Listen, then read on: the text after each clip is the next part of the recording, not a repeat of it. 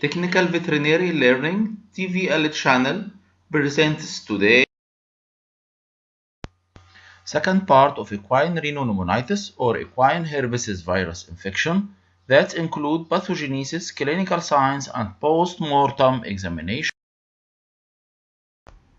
by Professor Ahmed Mamdouh Al-Sharif, Department of Veterinary Medicine, Faculty of Veterinary Medicine, Bani Suef University. Pathogenesis of equine rhinopneumonitis. Incubation period by means the time between entrance of the virus and appearance of clinical formation is about 2 to 20 days. Equine herpes viruses make infection through inhalation and ingestion. They reach to tonsillar, nasal, and pharyngeal lymph nodes, make penetration and infection of local blood vessels at that areas. When the viruses multiplicate and come in huge number to the blood, it make viremia, where the blood carried to lungs, placenta, endometrium, fetus, and nervous system. Placental lesions such as vesiculitis, focal thrombosis leads to fall stair birth and falls gamma globulonemic. Highly susceptible to viral and bacterial infection of later falls leads them to death. This picture illustrates the pathogenesis of equine herpes virus 1, which make a portion in infected mares, where equine herpes virus infect the endothelial cells and leukocytes in the bronchioles, then go to the blood after multiplication to cause viremia, and then distributed to the endometrial vessels, where it leads to adhesion molecules and inflammations, as well as thrombotic occlusion with vesiculitis. This also leads to virus infection of the fetus, which come out with a still birth or a gamma globulonemic fall. This diagram illustrates here oronasal contact with equine herpes viruses, or this horse coming under stress factors which make reactivation of latent equine herpes virus 1, where respiratory disease infection and excretion of virus after shedding and multiplication in the cilia of the bronchioles and the bronchi, then the monocytes and T lymphocytes engulf them, carrying them to the afferent lymph nodes for draining. Also, the virus can reach to the trigeminal ganglia. When the number of the equine herpes virus 1 is increased to the level of viremia, it carried by the blood vessels to make body dissemination. It leads to neurological diseases if it's reached to the brain and the tissue of it, or when reached to the endothelial cells, it causes occlusion and thrombosis in the uterine cells, leads to abortion or stillbirth or fall.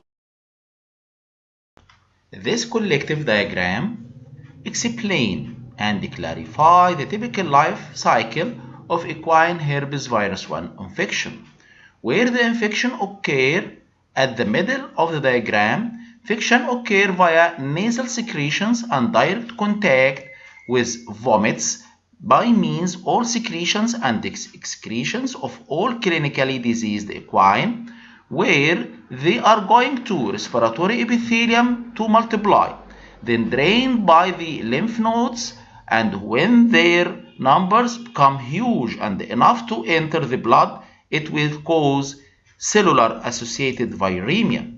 Maybe they are going through trigeminal ganglion neurons to the brain and its cells, causing latent infection, as well as it reproduced with the equine herpes virus 1 infection in latent infection for respiratory form. From the viremia, equine herpes virus 1 may be causing outbreak as nasal discharge, nasal shedding of the viruses with appearance of fever and lymphadenopathy, or cause myeloencephalopathy where lytic infection occur to the endothelial cells of central nervous system cells.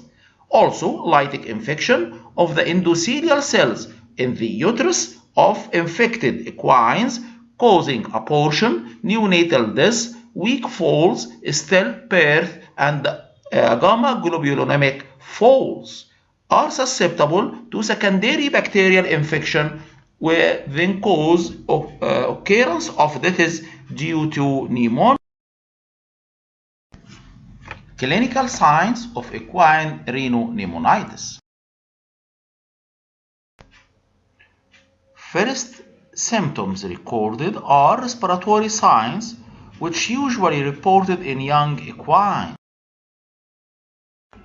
Equines with respiratory signs of equine herpes virus infection are showing fever with anorexia and depression, conjunctivitis, nasal discharge, which becoming at the first as watery, changed to mucus, then mucopurulent, nasal discharge post secondary bacterial infection, coughing, and enlargement of the lymph node of the throat, and there rarely reports of diarrhea and lymphedema. A picture of a horse suffering from fever and anorexia, which shows depression appearance of that animal. A picture of a horse showing conjunctivitis with clear eye drops at the beginning of this disease. This will change it into purulent discharge with secondary bacterial infection with ongoing of equine herpes virus infection. A horse with head tilt, where the horse showing depression and moving the head totally toward the ground, absence of eating, absence of all vital signs. A picture of a horse with mucopurulent nasal discharge due to secondary bacterial infection. A picture clarify mucopurulent nasal discharge of a horse infected with equine rhinopneumonitis. A thick yellow-colored mucopurulent nasal discharge in a horse infected with equine rhinopneumonitis. A horse with mucopurulent nasal discharge with greenish in color due to secondary bacterial infection. The second major clinical symptoms of equine either infected with equine rhinopneumonitis or activation of latent infection with equine rhinopneumonitis is the abortion. Abortion reported in the last third of pregnancy, not accompanied by retained placenta, as the equine had a smooth uterus. An aborted fetus with its placenta from a mare latently infected by equine rhinopneumonitis. Coital exanthema in a mare having equine rhinopneumonitis herpes virus infection. Foals infected with equine herpes viruses or coming from a mare infected with equine herpes viruses will showing neonatal viremia in the following symptoms. Stillbirth foals, where the foal will dying post-birth within 3 to 7 days. Number 2, secondary bacterial infection due to a gamma globulonemic foal. These fall suffer from respiratory manifestation and septicemia symptoms.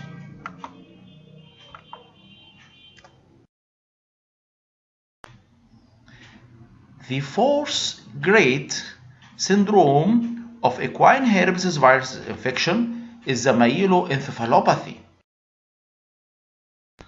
Equine suffering from myeloencephalopathy will showing ataxia and paresis in different degrees, may be quadriplegia or semiplegia, with nervous signs could reach to hemiplegia or paraplegia, which ended with total recumbency and death due to secondary bacterial infection and skin infection due to long term of recumbencies.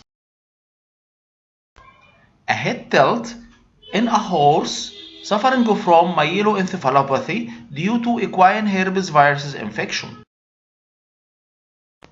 A dog sitting position of a horse suffering from myeloencephalopathy. Semi-recumbency with hind legs in a horse suffering from sort of myeloencephalopathy.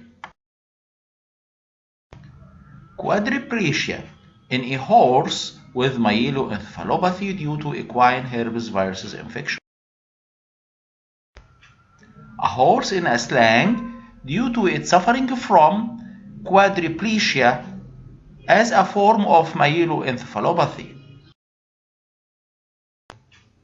A horse near to death in the final stage of myeloencephalopathy.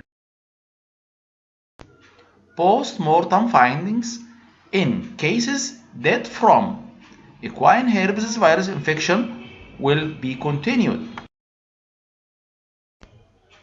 Stillbirth falls will show the following: extreme pulmonary congestion, edema and collapse of lungs, which leads to deaths. Aborted falls shows petechial and ecchymotic hemorrhages under the respiratory mucosa, excess of clear yellow fluid in the pleural and peritoneal cavities. From these secretions and excretions, transmission of the virus occur, and also we can take them as a sample for isolation of the viral in a pure state.